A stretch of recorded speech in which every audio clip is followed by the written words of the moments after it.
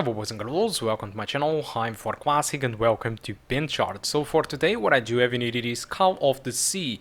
This game is developed by Out of the Blue. This is a new developer team that tries to create indie games just like many others, and like many other developer teams they are using Unreal Engine 4.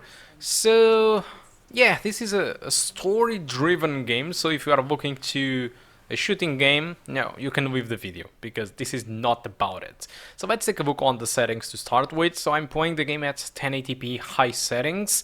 This is my recommended settings because it stays above 60 frames per second. You also have other options like full screen, VSync. Interestingly, this game includes field of view, and also you can turn on or off motion blur. I know that most of the people don't use motion blur, but I do like it, and I usually do include them on my videos when I do have the possibility of going with AI settings. So system requirements, this one is interesting. So it recommends a Ryzen 7 from the first generation, 16 gigs of RAM, which is way too much. And also they do recommend the GTX 1660 Ti. So the recommended requirements are above of what we have in the graphics card.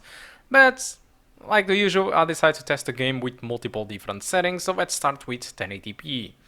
So with maximum settings, yes, it is true, the game did drop from 60 frames per second, although it was just 4% of the time it was at the end of the level, while the high settings, the settings that I did use throughout this video, the game kept above 60 frames per second all the time, despite it was very close of dropping there. At 1440p, the experience overall between maximum high settings or median settings, it was always in between the 30 to 60. The difference was pretty much the averages, with maximums with average of 48, high settings with average of 54, and median settings with average of 61. There isn't really a big difference between each graphical setting. So yeah, and also I don't really think that frame rate it is important in this game, since like I told you, you are not going to shoot anyone in this video, you are not going to kill, at least I hope so, you're not going to kill anyone on this video anyway. So this is just a game where you will be traversing an island and you will be solving puzzles. So if you want to play this game at 30 frames per second, you can do it, because you are not going to be worse or better playing that game, or this game, I mean, at a lower frame rate anyway. So that's really up to you. So what can I say about the game? Not much, in fact. Call of the Sea is essentially a story-driven puzzle game, so essentially if you don't care about puzzles or story inside the games, you can just save your money. But if you care about this type of games, and then according to Metacritic, which have the game scored at 79 from 0 to 100, it is a good game. Comments overall point for clever and nice puzzles and an emotive story and essentially a beautiful setting with very colorful world. As you can see, this beautiful island over there. For me, I admit, it's not really my type of environment. It seems too cartoonish. But this is just my own taste. If you like this type of environments, this should be actually a very good game if you like puzzle-driven games. Unfortunately, some people did point out that puzzles can be very easy, but so this might be a case of your mileage may vary. Many people also said that the Talos Principle was an easy game, and I had serious issues to try to finish the game. I did finish, but I admit at the first times I was really struggling with the puzzles. So the good news is that the game should last you around 5 to 6 hours, so it's not very big but not small. But I mean, what is really good is that the game is actually very cheap on Steam, so you can get the game at $19.99. This is their release price. I think it's awesome.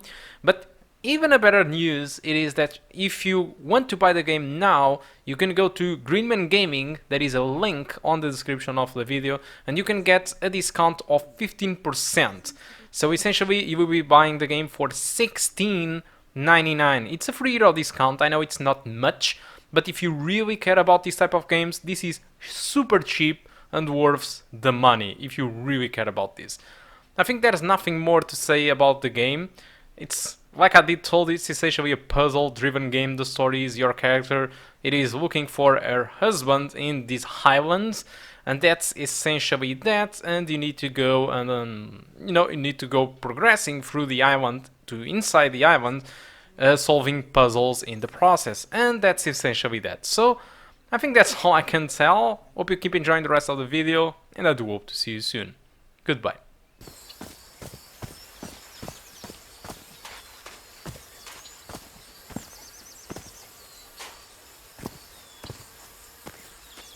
From what I've read, the Polynesians don't need doors.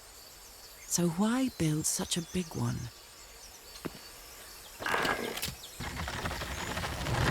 Well, that did something.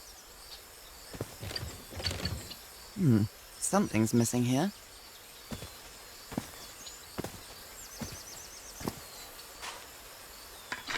A carving tool. This box. CW. Those are the initials on the brass key. It opens it. So whoever sent me this key was here.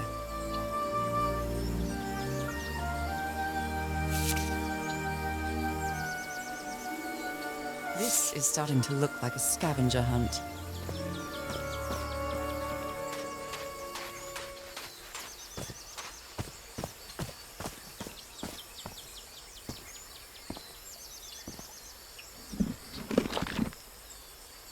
Well, look what's hidden here.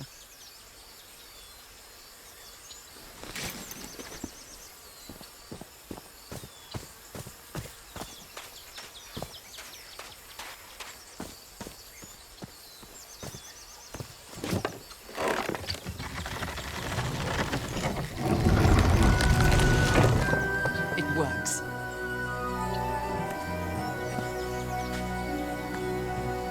This may be the first time I trespass a private property. My childhood in Newburyport wasn't exactly the most thrilling thing.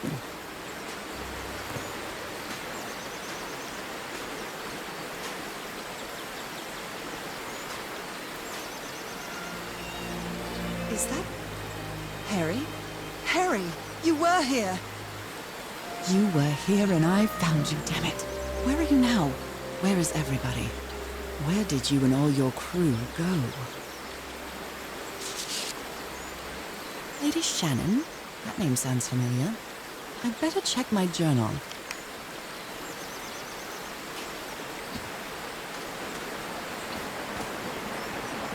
It's been years since I took such a long walk. This fresh air is doing me wonders. I can feel the air is denser here in this mangrove swamp.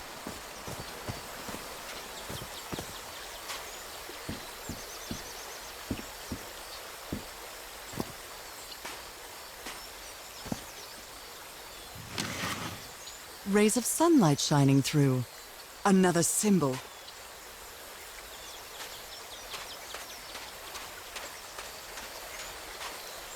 Now that I've crossed half the world, I wouldn't mind crossing the other half. But I have to do it with you, old pal.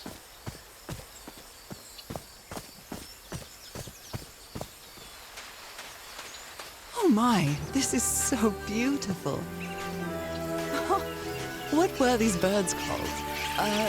Lorikeets. Cole's lorikeets.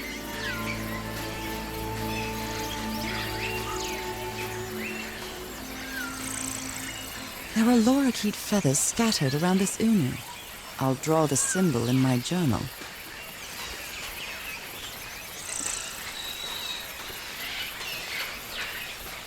A shortcut. That's convenient.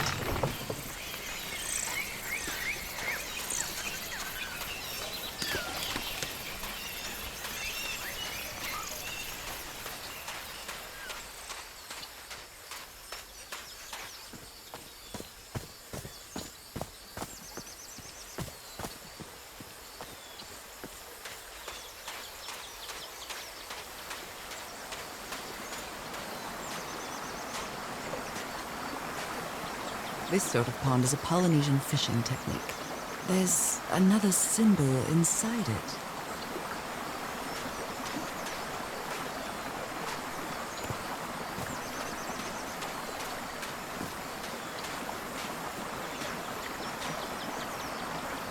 What a beautiful mountainous landscape.